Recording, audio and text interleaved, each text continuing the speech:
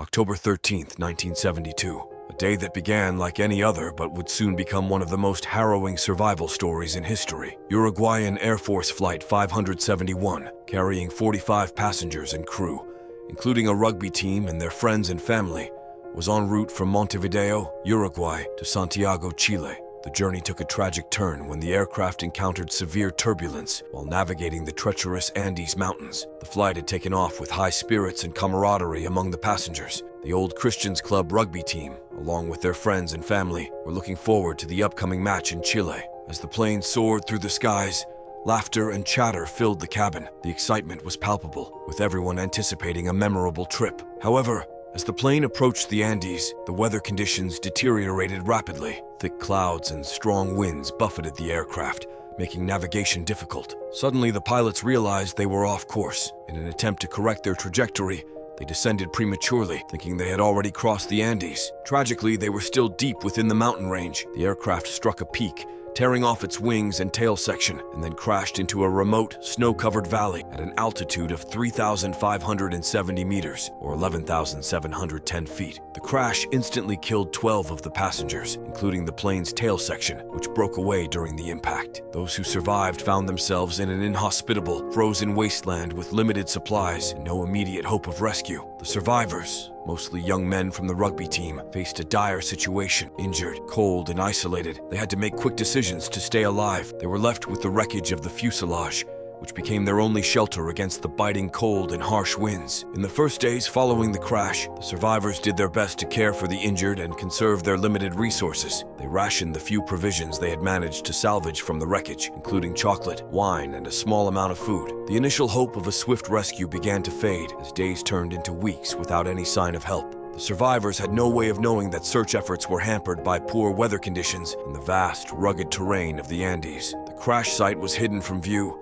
buried under snow and surrounded by towering peaks. As the survivors huddled together for warmth and prayed for rescue, they had no idea that the outside world had already given up hope of finding them alive. As starvation loomed, the survivors faced an unthinkable decision. With no food left and no sign of rescue, they turned to the bodies of their deceased friends and family for sustenance. It was a choice born out of sheer desperation, driven by the primal instinct to survive. This harrowing decision weighed heavily on their minds, but it was the only way to stay alive in such a hostile environment. The psychological toll of this decision was immense, but their will to survive was stronger. The days were marked by incredible hardship, and the nights by freezing temperatures. The survivors struggled to maintain their physical and mental strength. They organized themselves into small groups, taking turns keeping watch, foraging for anything that might help them survive, and supporting each other through the ordeal. The bonds of friendship and camaraderie among the rugby team played a crucial role in their collective endurance. They shared stories, dreams, and hopes, keeping each other's spirits alive through the darkest times.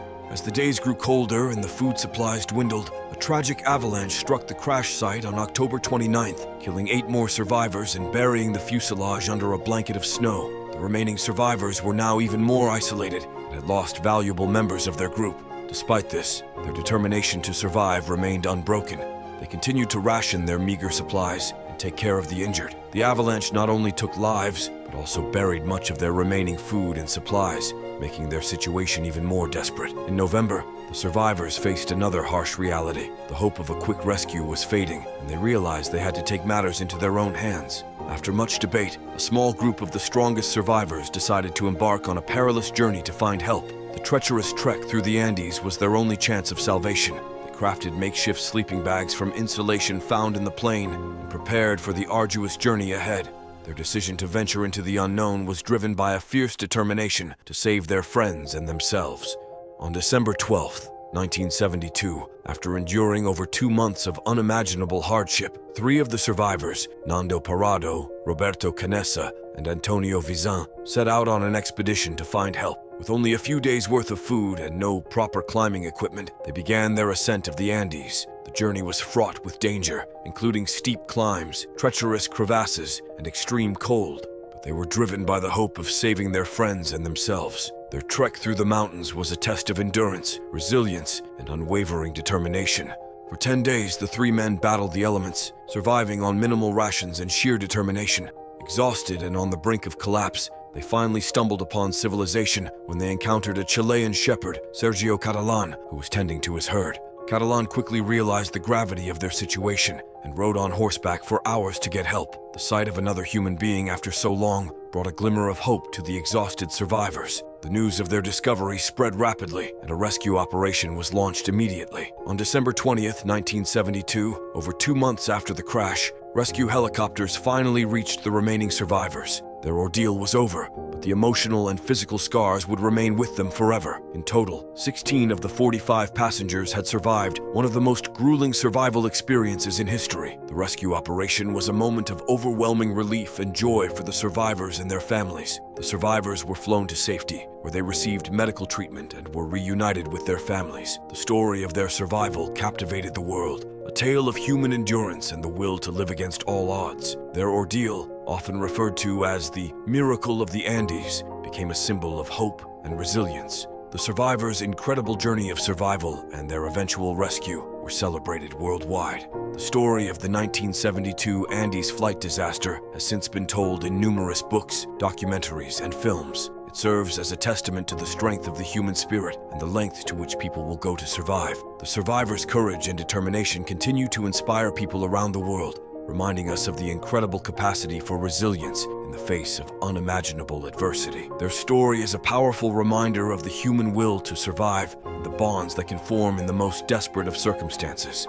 In the years following their rescue, the survivors have shared their experiences, offering insights into the psychological and physical challenges they faced. Their accounts provide a profound understanding of the human condition and the instinctual drive to survive. They have spoken about the moral dilemmas they encountered, the bonds of friendship that sustained them, and the moments of hope and despair that defined their ordeal. Their willingness to share their story has helped others understand the depths of human resilience and the power of hope. The crash site, now a memorial, stands as a poignant reminder of the tragedy and the remarkable story of survival. Visitors from around the world come to pay their respects and to reflect on the extraordinary events that unfolded in that remote, frozen valley. The memorial honors the lives lost and celebrates the indomitable human spirit that triumphed over seemingly insurmountable odds. It serves as a place of reflection and remembrance for those who perished and those who survived. Today, the legacy of the 1972 Andes flight disaster continues to resonate. It serves as a powerful reminder of the fragility of life and the strength of the human spirit. The survivor's story is a testament to the power of hope, resilience, and the unbreakable will to live. Their journey from tragedy to triumph inspires us to face our own challenges with courage and determination. The lessons learned from their ordeal continue to influence how we understand survival, resilience, the human capacity to endure. The 1972 Andes flight disaster stands as one of the most extraordinary survival stories in history. It was a time of immense tragedy and loss, but it also revealed the profound depths of human resilience and the power of the human spirit. The memory of that fateful flight and the incredible journey of its survivors will forever be etched in history, reminding us of the capacity for hope and endurance in the face of unimaginable adversity. As we remember the events of that day, we honor the lives lost and celebrate the survivors who exemplified the very best of the human spirit. Their story continues to inspire and remind us that even in the darkest of times, there is always hope. The 1972 Andes flight disaster is not just a tale of survival. It is a testament to the enduring power of the human will and the strength that lies within each of us.